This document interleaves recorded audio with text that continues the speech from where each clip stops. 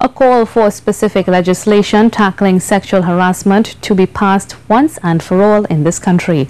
The call comes out of a focus group meeting hosted by the network of NGOs of TNT for the advancement of women, which assessed the relationship between democracy and sexual harassment. Janine Brown reports.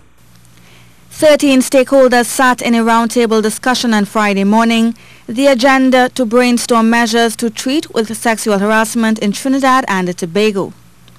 Among those participating was legal officer of the Equal Opportunities Commission, Cheryl Ann Peters, who reignited a fire under the long-standing call for legislation to deal head-on with sexual harassment. Ms. Peters said the EOC, through the Equal Opportunities Act and the Caraca Model Bill, already has the mechanisms to treat with the sexual harassment claims, but said legislation was needed to take the fight to the next level. Because sexual harassment is a big issue. It didn't just turn up yesterday. It has been around for years and years, and still, despite the fact that there are avenues for it to be addressed properly, effectively and efficiently, it isn't happening.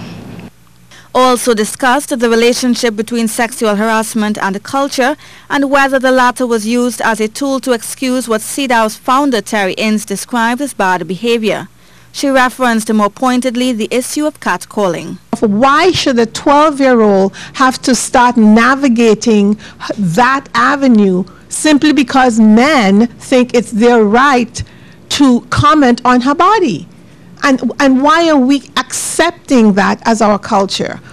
And in a time where the LGBT plus community has become more vocal in their fight for equal rights and opportunities, stakeholders were reminded to look at sexual harassment beyond the heteronormative scope.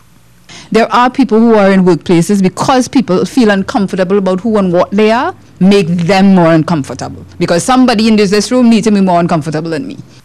The details of Friday's session will form part of the State of Civil Society report, which the network of NGOs of TNT for the advancement of women will submit to Civicus, an international non-profit organization which strives to strengthen citizen action around the world. Janine Brown, CNews.